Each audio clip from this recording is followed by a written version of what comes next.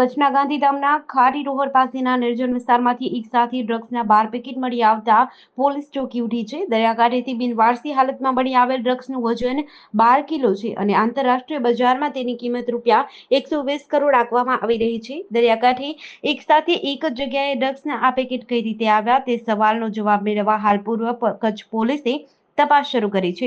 દેશમાં સૌથી મોટો 1600 કિમીનો દરિયાકાંઠો ગુજરાત ધરાવે છે. છેલ્લા કેટલાક વર્ષોથી કચ્છ જિલ્લાના દરિયાકાંઠા વિસ્તારમાં તણાઈને આવેલા ડ્રગ્સના બિનવારસી પેકેટ મળી આવતા રહે છે. દરિયાઈ વિસ્તારમાં પેટ્રોલિંગ દરમિયાન અલગ અલગ સુરક્ષા એજન્સીઓ દ્વારા ડ્રગ્સના બિનવારસી પેકેટ જપ્ત કરવામાં આવે છે. વધુ એકવાર ગાંધીધામના ખારી રોહર પાસેથી 12 કિલો ડ્રગ્સ બિનવારસી હાલતમાં મળી આવ્યો છે. પોલીસે આ મામલે પૂર્વ કચ્છ પોલીસ દ્વારા વધુ તપાસ હાથ ધરવામાં આવી છે. પોલીસને ચોક્કસ બાતમી મળી હતી, જેના આધારે ગાંધીધામ બી ડિવિઝન પોલીસ ખારી રોહરની હદમાં આવતા દુર્ગમ કોસ્ટલ એરિયામાં પહોંચી હતી અને ડ્રગ્સનો 12 કિલોનો જથ્થો હસ્તગત કર્યો હતો. ગેંગરેપ માટે હવે બદનામ થઈ ચૂકેલા વડોદરામાં બીજા જ નોરતી નરાધમોએ 16 વર્ષની સગીરા પર સામૂહિક દુષ્કર્મ આચર્યું હતું. ગરબા રમવા નીકળેલી સગીરા શહેરના ભાયલીથી 2 કિલોમીટર દૂર વિસ્તારમાં મિત્રો સાથે બેઠી હતી, ત્યારે 3 નરાધમોએ જઈને તેના મિત્રને ગોંધી રાખી સગીરા પર સામૂહિક દુષ્કર્મ ગુજાર્યું હતું. આ ઘટનાના 48 કલાક બાદ પોલીસે આરોપીઓને ઝડપી પાડ્યા છે. આ બનાવ જિલ્લા પોલીસ તંત્રના તાલુકા પોલીસ મથકની હદમાં બન્યો હોવાથી શહેર ક્રાઇમ બ્રાન્ચ દ્વારા ઝડપાયેલા આરોપીઓને જિલ્લા પોલીસને સોંપાશે. આરોપીઓ લઘુમતી વસ્તી ધરાવતા તાંદલજા વિસ્તારના હોવાનું જાણવા મળ્યું છે. 3 નરાધમો સહિત તમામ 5 આરોપીઓને ઝડપી પાડવામાં આવ્યા છે. ઝડપાયેલા આરોપીઓમાંથી દુષ્કર્મ આચરનાર 3 આરોપી વિધર્મી હોવાનું સામે આવ્યું છે અને આ વિધર્મીઓ મૂળ યુપીના રહેવાસી છે. તેમાં ઘણા સમયથી તાંદલજા વિસ્તારમાં રહે છે. લઘુમતી વસ્તી ધરાવતું તાંદલજા વિસ્તાર ભાયલીથી નજીક છે. અંદાજે 3 થી 3.5 કિલોમીટર દૂર થાય છે. યાત્રાધામ અંબાજી નજીક ત્રિશુલિયા ઘાટ પાસે શ્રદ્ધાળુઓથી ભરેલી લક્ઝરી બસને અકસ્માત નડ્યો છે. અંબાજીથી દાતા વચ્ચે થયેલા અકસ્માતમાં 6 ના મોત અને 35 લોકો ઇજાગ્રસ્ત થયા છે. ઇજાગ્રસ્તોને સારવાર અર્થે ખસેડાયા છે. એક મુસાફરે જણાવ્યું કે અમે લોકોએ ના પાડી હતી, છતાં ડ્રાઈવર રીલ બનાવતું હતું. ડ્રાઈવરે 4 બમ કુદાવી દીધા. બાદમાં બસ પલટી મારી ગઈ. અકસ્માત બાદ ડ્રાઈવર ત્યાં હતો જ નહીં, તે ફરાર થઈ ગયો હતો. અંબાજી દાતા વચ્ચે ત્રિશુલિયા ઘાટ પાસે હનુમાન મંદિર પાસે શ્રદ્ધાળુઓથી ભરેલી લક્ઝરી બસનો અકસ્માત થયો હતો, જેમાં ઘટનાને પગલે તાત્કાલિક 108 સહિત પોલીસનો કાફલો દોડી આવ્યો હતો. બચાવ અને રાહત કામગીરી શરૂ કરવામાં આવી હતી. દાહોદની ઘટના બાદ રાજ્યને હચમચાવી દેનાર ઘટના સુરત જિલ્લાના માંડવી તાલુકામાં બની છે. અહીં સ્કૂલના આચાર્ય વિરુદ્ધ 4 વિદ્યાર્થીનીઓએ શારીરિક છેડતીની ફરિયાદ કરી છે, તેમજ 35 વિદ્યાર્થીનીઓએ પોલીસ સમક્ષ શિક્ષકની હેવાનિયત વર્ણવી છે. આ વિદ્યાર્થીનીએ કહ્યું, મહિલા અધિકારીઓને કહ્યું કે નરાધમ શિક્ષક રાતે વિદ્યાર્થીઓના રૂમમાં ટોર્ચ લઈને આવતો હતો, બાળકીઓ નહાવા જતી ત્યારે જોવા જતો અને દવા આપવાના બહાને શરીરે હાથ લગાવતો હતો. આ વાત સાંભળી મહિલા અધિકારીઓ પણ સ્તબ્ધ થઈ ગયા. પોલીસને આ અંગે જાણ થતાં તાત્કાલિક જે બાળકીઓએ આચાર્ય વિરુદ્ધ છેડતી કરવામાં આવી હોય તેમના નિવેદન લેવાનું ચાલુ કરી દીધું હતું. અત્યાર સુધીમાં 35 વિદ્યાર્થીઓ અને વિદ્યાર્થીનીઓના પોલીસ દ્વારા નિવેદન નોંધાયા છે. આ નિવેદનના આધારે પોલીસે વિદ્યાર્થીનીઓના મેડિકલ પરીક્ષણ પણ કરાવવાનું ચાલુ કરી દીધું છે. અત્યાર સુધીમાં 6 જેટલી વિદ્યાર્થીનીઓના મેડિકલ પરીક્ષણ થયા છે, જેમાં એક 13 વર્ષની વિદ્યાર્થીનીના પ્રાઇવેટ પાર્ટ પર નિશાન પણ મળી આવ્યા હોવાની આશંકા છે.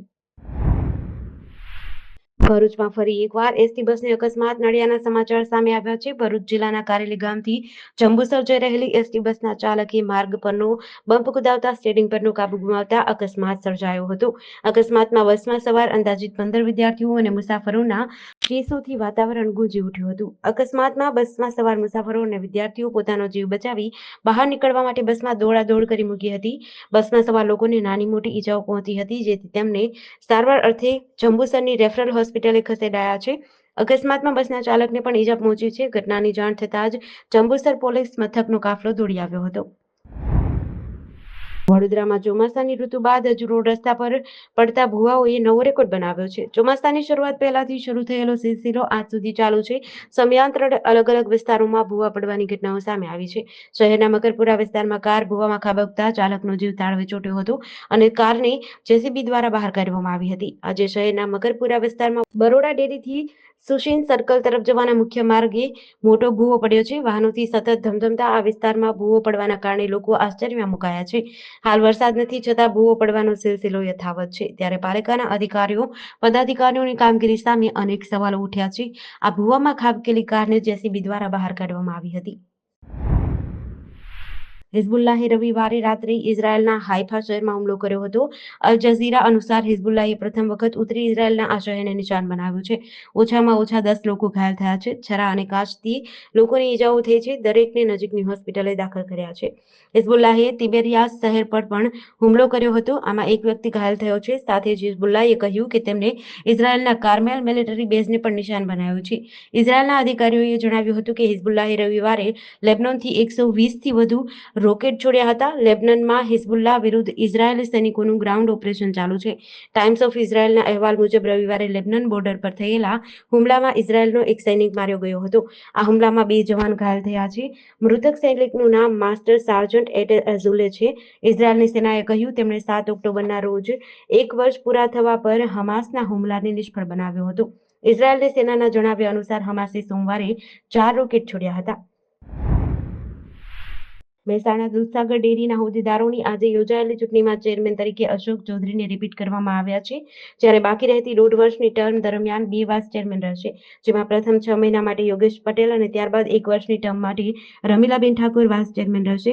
ઉત્તર ગુજરાતના પશુપાલકો માટે મહત્વની ગણાતી દૂધસાગર ડેરીની ચૂંટણી પર હજારો પશુપાલકોની નજર હતી.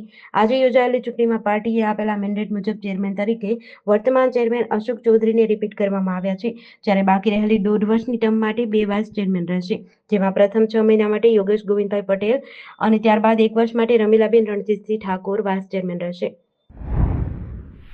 રાજકોટના નેલ સિટી ક્લબ ગરબામાં ગઈકાલે જમાલ કુડુ અને શકીરા ગીત પર ખેલૈયાઓએ ડાન્સ કર્યો હતો, જેને લઈને વિવાદ થયો છે. આ ડાન્સનો વિડીયો વાયરલ થયો છે, જેને લઈને પૂર્વ મુખ્યમંત્રી વિજય રૂપાણીએ જણાવ્યું, નાચવું અને રાસ લેવું બંનેમાં ફેર છે. સરકારે નજર રાખવી જોઈએ. પૂર્વ મુખ્યમંત્રીએ જણાવ્યું કે જે વિડીયો પ્રસારિત થયો છે એમાં હું તેને વખોડી કાઢું છું. હિન્દુ સંસ્કૃતિ, આપણી પરંપરા અને નવરાત્રીનું મહત્વ. નવરાત્રી ઉત્સવ માતાજીની આરાધનાનો ઉત્સવ છે. પ્રાચીન ગરબીઓને આજના સમયમાં અર્વાચીન થાય. મોટી સંખ્યામાં યુવાઓ આવીને ત્યાં રાસ લે. નાચવું અને રાસ લેવું બંનેમાં ફેર છે. 31st જે ઉજવણી થાય છે એ નાચવાની થાય છે. નવરાત્રીમાં માની આરાધનાની સાથે રાસ લઈએ છીએ, ત્યારે ગઈકાલે શકીરાના ડાન્સ અને આ પ્રકારે જે આયોજકે કર્યું છે તેને સખ્ત શબ્દોમાં વખોડું છું. અમરેલી શહેરની એન્જલ રોડ્સ હોટલમાં જુગારધામનો અડ્ડો ચલાવવામાં આવતો હોવાની માહિતી એસપી હિમકરસિંહની લોકલ ક્રાઇમ બ્રાન્ચની ટીમને મળતા દરોડો પાડ્યો હતો. દરોડા દરમિયાન રૂમ નંબર 110, 111માંથી ઇસમો જુગાર રમતા ઝડપાયા હતા. આર્થિક ફાયદા માટે બહારથી રૂમ બુક કરી રૂમમાં માણસો બોલાવી ગંજીપતાના પાના વડે તીનપતિ હાર જીતનો જુગાર રમાડી જુગારનો અડ્ડો ચલાવવામાં આવતો હોવાનું બહાર આવ્યું છે. પોલીસે 11 ઇસમોને રોકડ સાથે પકડીને વધુ તપાસ હાથ ધરી છે.